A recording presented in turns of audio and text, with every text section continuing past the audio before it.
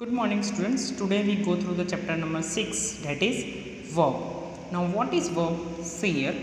Read the following sentences carefully. You know what is verb. You learn all the types of verb V1, V2 and V3 and V1, V2 and V3 in the 6th standard also.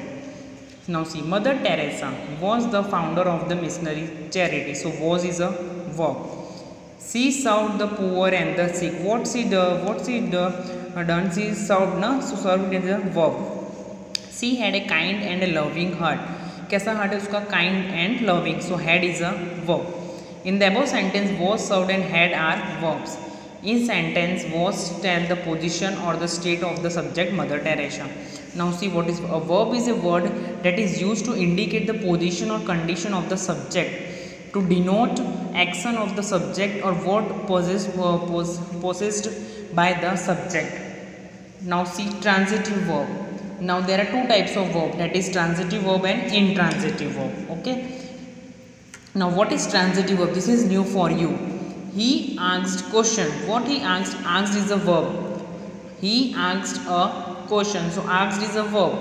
Now what she asked? She asked a question. So question is a object and this is a transitive verb. Second one, he offered food to the beggar. So first of all, before object there is a verb. हमेशा object से पहले आपको question sentence में क्या दिया हुआ होगा? Verb. आपको वर्ब पता है. ईडी फॉर्म वाले सारे हमारे क्या होते हैं? वर्ब. आपने 6th स्टैंडर्ड में वर्ब के चार्ट्स भी मैंने आपको सारे लर्न करवाए थे. ऑफर क्या है हमारा? वर्ब. वर्ब के बाद हमेशा ऑब्जेक्ट होगा. क्या उन्होंने दिया? फूड. तो फूड क्या होगा? ऑब्जेक्ट है हमारा. क्या है? ऑब्जेक्ट. To the beggar. किसको दिया? बैगर को.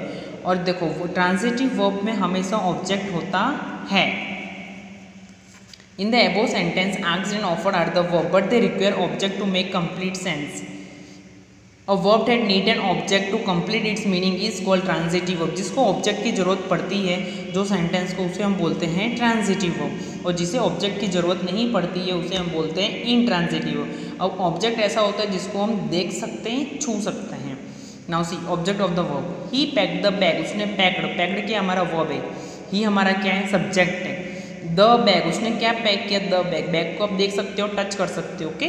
Second one, see feel the water bottle. Field हमेशा ऑब्जेक्ट से पहले क्या होगा? वर्ब होगा. उसने क्या फील किया? फील्ड किया. Field is a verb. क्या फील किया उसने? पानी का बॉटल. इसको हम देख सकते हैं, टच कर सकते हैं. Sometimes transitive verbs takes two object, one of which is thing and the other is a person. कितनी बार ट्रांजिटिव वर्ब में दो ऑब्जेक्ट होते हैं. एक होता है थिंक यानी कि चीज़ें, वस्तु, और दूसरा होता है person. Now see here. They bought a gift for hers. First of all they is a subject. They bought क्या है? हमारा वर्ब है. वर्ब के बाद हमेशा डायरेक्ट ऑब्जेक्ट होगा. क्या लाए हो? गिफ्ट. ये थिंग हो गया. और मैंने अभी आपको क्या कहा? कितनी बार ट्रांजिटिव वर्ब वाले सेंटेंस में दो ऑब्जेक्ट होते हैं, एक डायरेक्ट होता है और एक जो इनडायरेक्ट होता है. फर्स्ट वाला वो थिंग है, दूसरा वाला पर्सन है. दो टाइप्स के होते हैं, एक थिंग होगा और एक पर्सन होगा. ये गिफ्ट क्या है? थिंग्स है. और ये हर क्या है? पर्सन है. For her. So this is an indirect object. मैं आपको इसलिए हिंदी में समझा रही हूँ ताकि आप समझ पाओ कि ऑब्जेक्ट क्या होता है, ट्रांजिटिव वर्ब क्या है, इनट्रांजिटिव वर्ब क्या है. अगर मैं आपको इंग्लिश में समझाती जाऊँगी तो आपको कुछ समझ में आने वाला नहीं है. Now see second example. Naman threw the ball at her. Again threw is a verb. The ball क्या है? हमेशा verb के बाद क्या होता है? ऑब्जेक्ट है. At her. अभी ये पर्सन आया, this is an indirect object. Okay. और इनडायरेक्ट ऑब्जेक्ट हमेशा कंजक्शन, प्रेपोजिशन, इसके बाद ही हमेशा इनडायरेक्ट ऑब्जेक्ट होता है. Now see the exercise. Read the following sentence, underline the transitive verb. आपको ट्रांजिटिव वर्ब में अंडरलाइन करना है. And circle the direct and indirect object. First one, Nalim paid some money to the newspaper. Now देखो see here, paid is a verb. Some money, this is N direct object. पैसे आ गया. To, अब to क्या है? मैंने आपको कहा था हमेशा इनडायरेक्ट ऑब्जेक्ट किसके बाद होगा? हमेशा प्रेपोजिशन या कंजक्शन के बाद ही इनडायरेक्ट ऑब्जेक्ट होता है सेंटेंस में.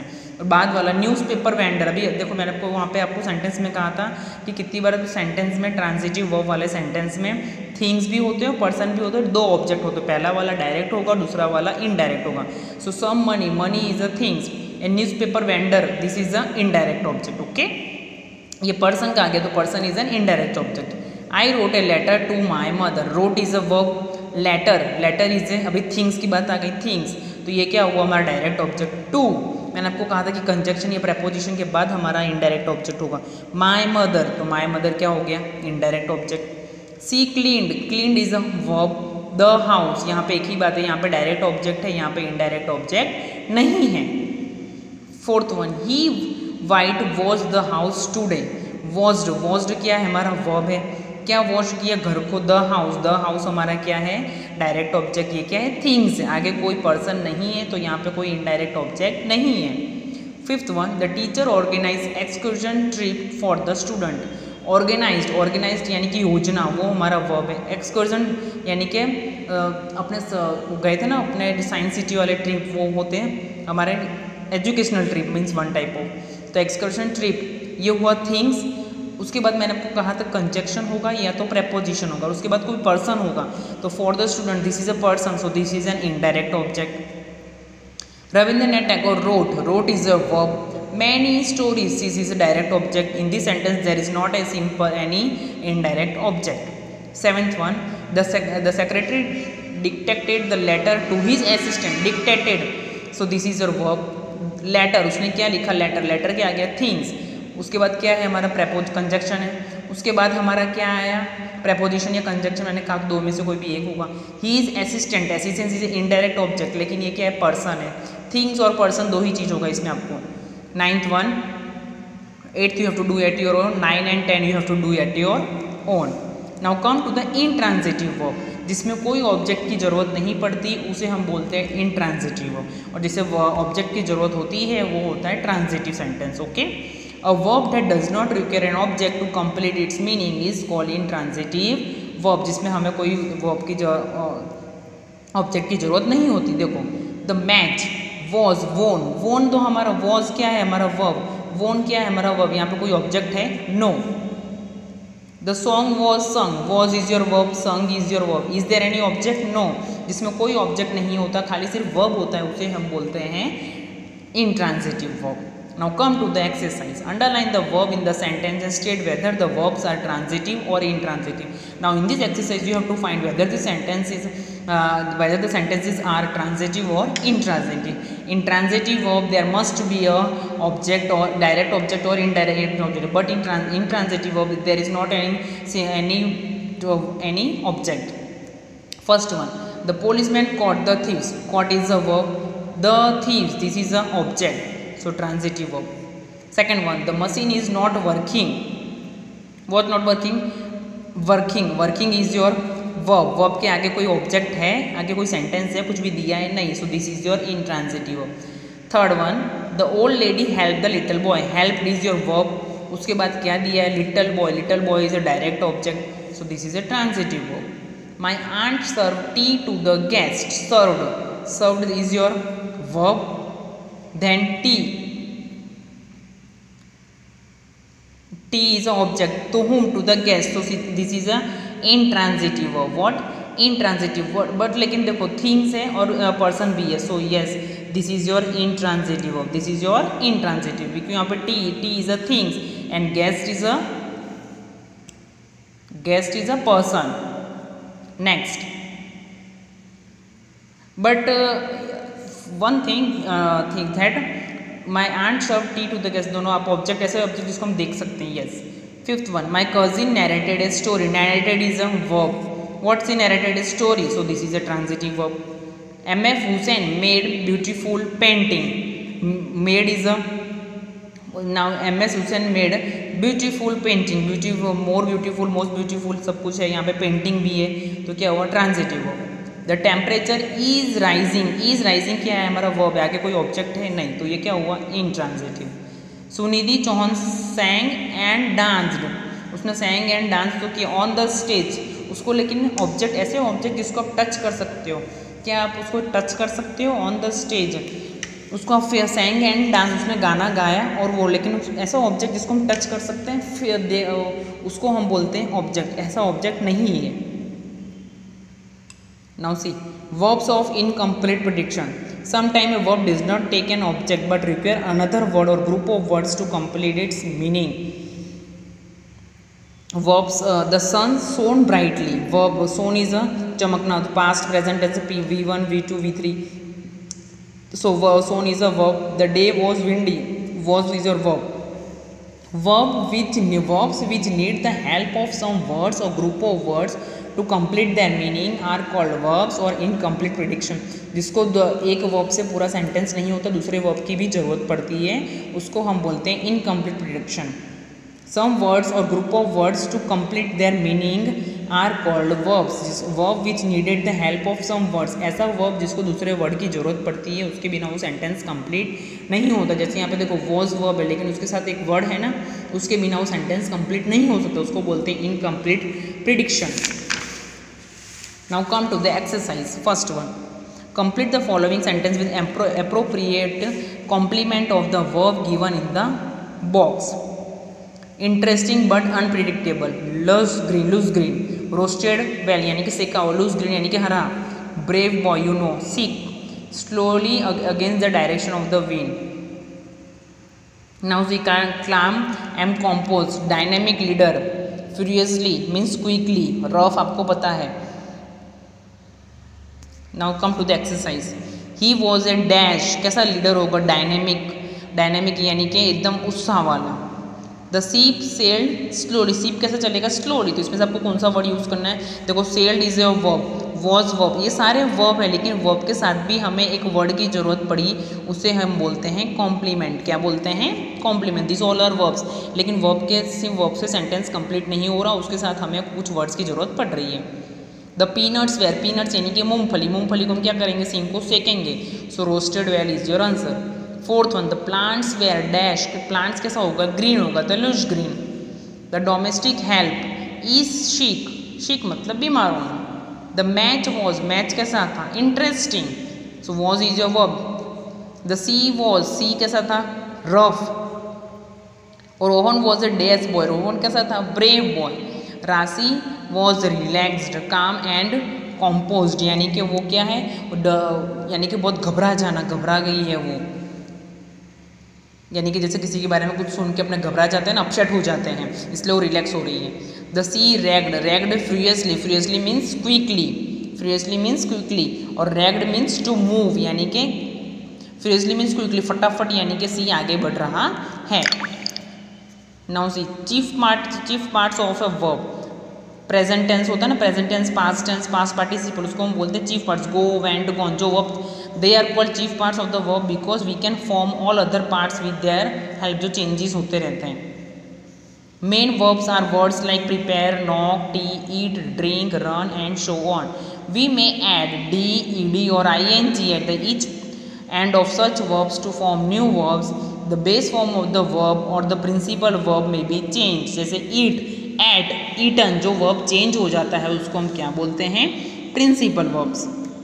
Now see auxiliary verbs. This are verbs like be. Be वाले कौन से verb? Be, do, can and have. They are change according to the tenses to show the manner of action expressed by the principal verb. They are also use to form question and negative sentence. अब auxiliary verb be वाले कौन से होते हैं? Is, am, are, was and were. Has, had, have, will have, shall have. Do में कौन से होते हैं? डिड और does. Can means could. You have to learn this auxiliary verb. Okay. Now come to the principal verb. कौन से हैं? जैसे मैं बोलूँगी ईट, तो ईट क्या होगा? Principal verb. उसको हम चेंज करेंगे तो ईट, एट, ईटन, तो वो होगा change form. Eat principal verb means real form. You have to learn this. Okay. Now come to the exercise D. Read the following passage and fill in the blanks with appropriate form of principal verbs or auxiliary verbs given in the bracket. आपको bracket में with fill in the blanks with appropriate form of principal verb. आपको क्या लगाना है? Of principal verbs और auxiliary verbs given in the bracket. आपको bracket में principal verb दिए, मतलब ये जो रियल होते हैं वो, और आपको V1 दिया हुआ है. और you have to change auxiliary verb, यानी कि इज, एम, आर भी हमें यूज़ करना है. Is, am, are, was, were. Will भी यूज़ करना है. Will have, shall have, had have भी हमें यूज़ करना है according to the sentence. The little girl Reema dance, तो was dancing on the grass and running. Run will change to running up the hill to get a view of the valley of flowers.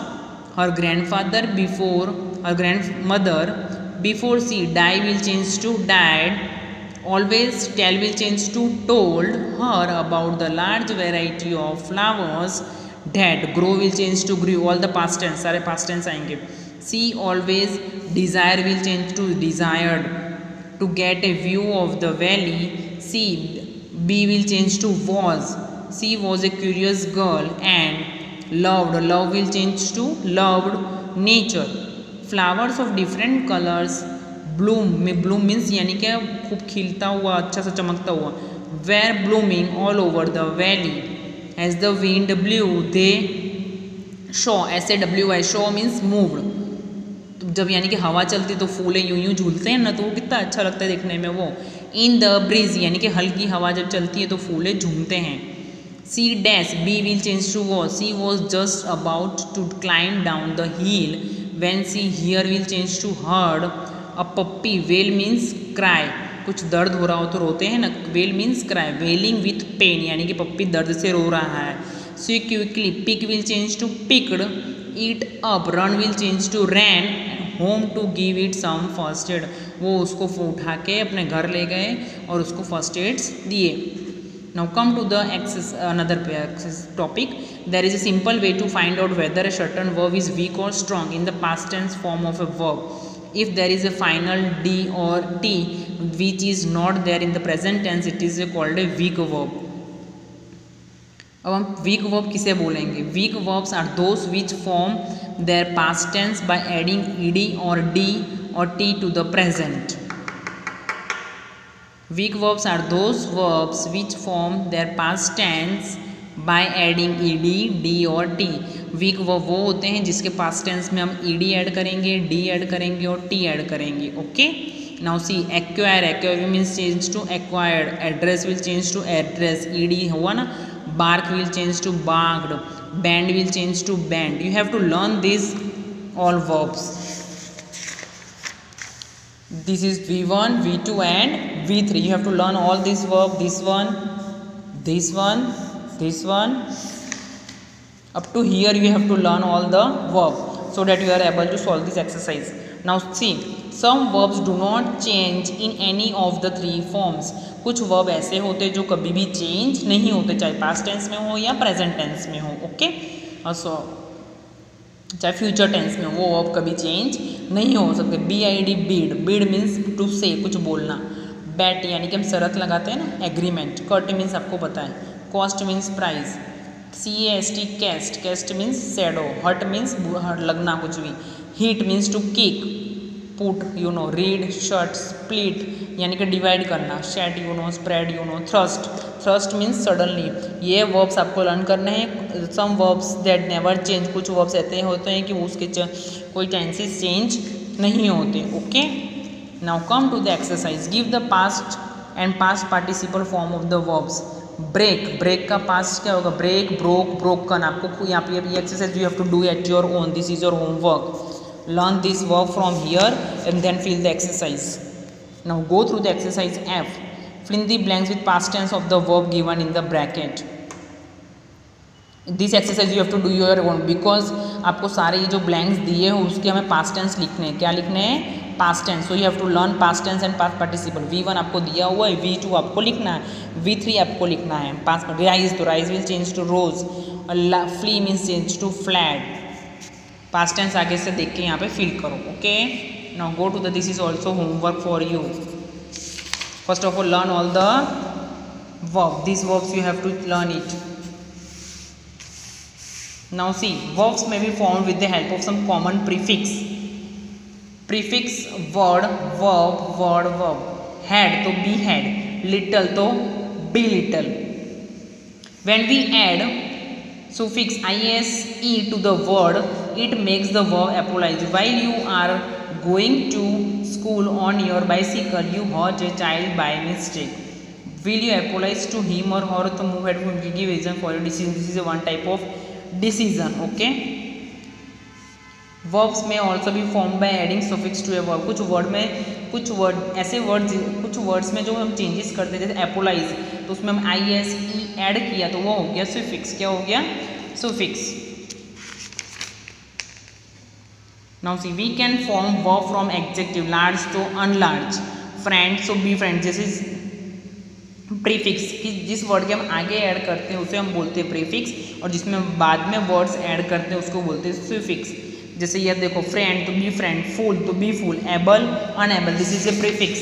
और जिस word में हम बाद में add करते हैं words में after apologise to apologising, apologise, this is a prefix.